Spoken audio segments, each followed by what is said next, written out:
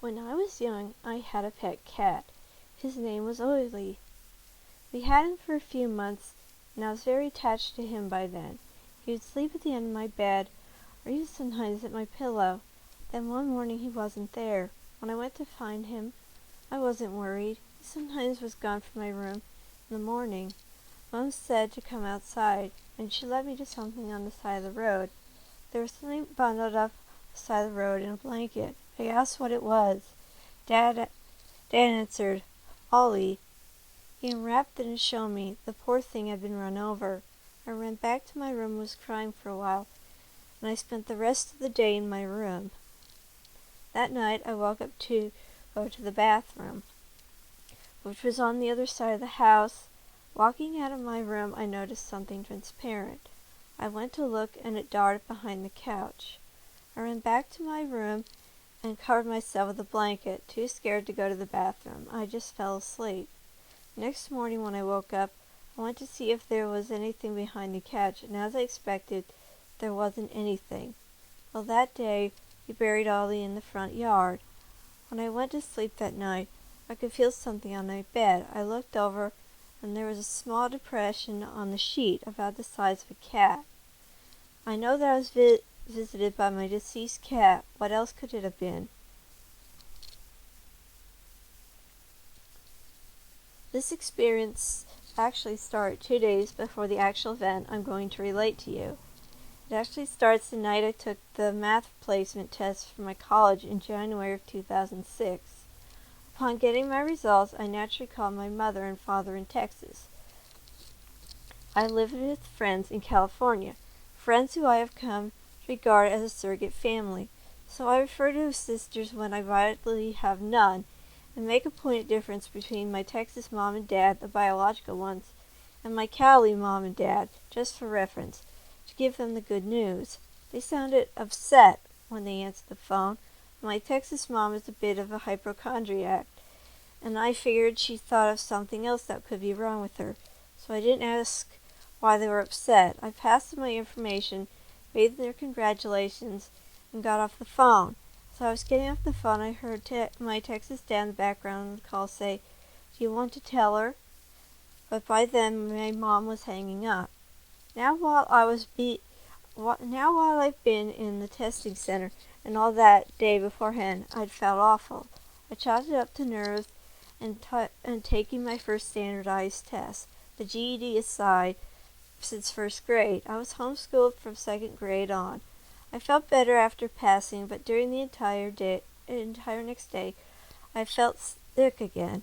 Just knowing what I know now, I would call it sick with grief, but then I thought I was getting the flu. Stomach cramps, nausea, headache, and depression.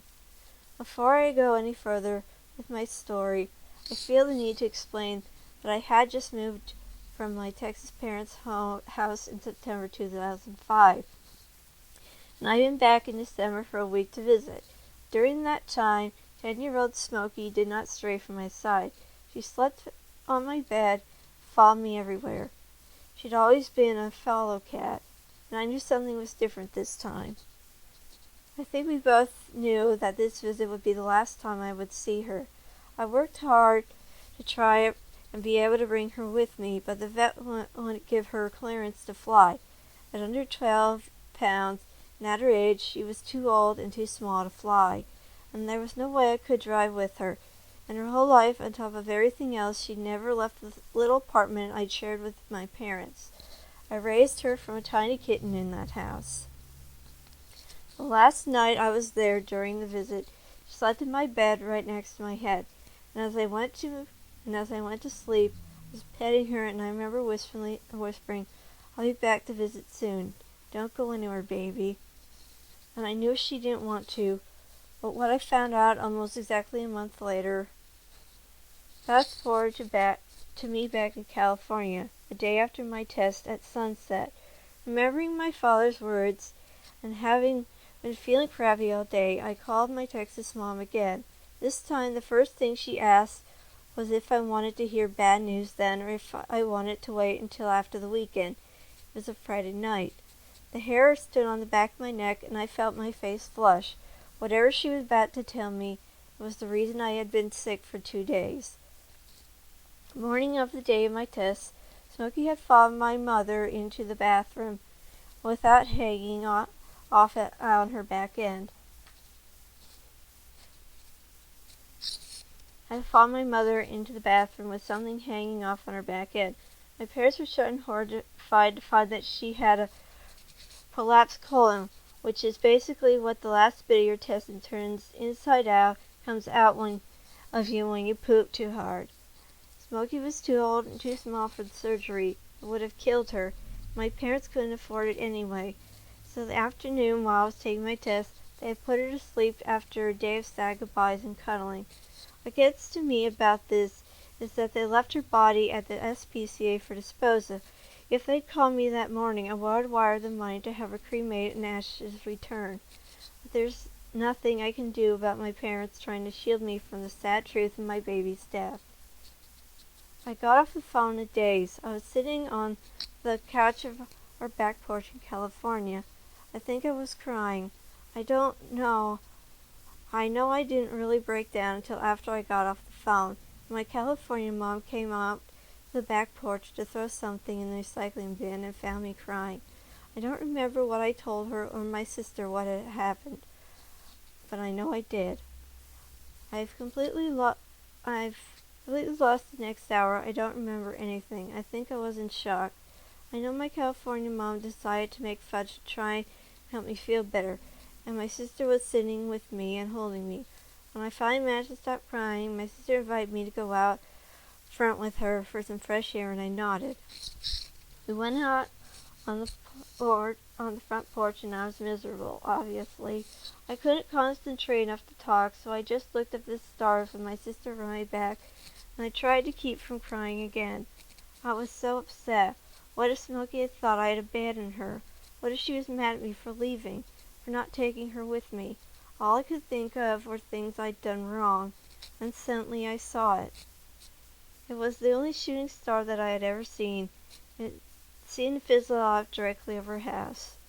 And as it shot toward me, I suddenly found myself flooded by memories of Smokey. So clear it was as if I was watching a movie on a screen in my mind, and I couldn't even see the front yard anymore, just the memories. I saw her as a kitten, small enough to fit in my hand, the day she crawled up on our porch, following an outside cat we'd been feeding. I saw the time she'd ripped all the garland off our Christmas tree and strung it around the house. I saw so many scenes that they all blurred together and ended with that last night and her sleeping inches from my nose.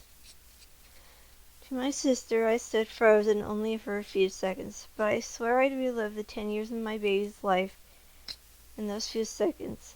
And somehow I knew that the star had been Smokey coming home to me. She said goodbye. Somehow I knew that she wasn't mad at me for anything. To make more of a point, many times since that night, I've seen Smokey among our resident ghost cats. The star really was her, and she's home where she belongs, with me forever. To the stars, Smokey, to the stars.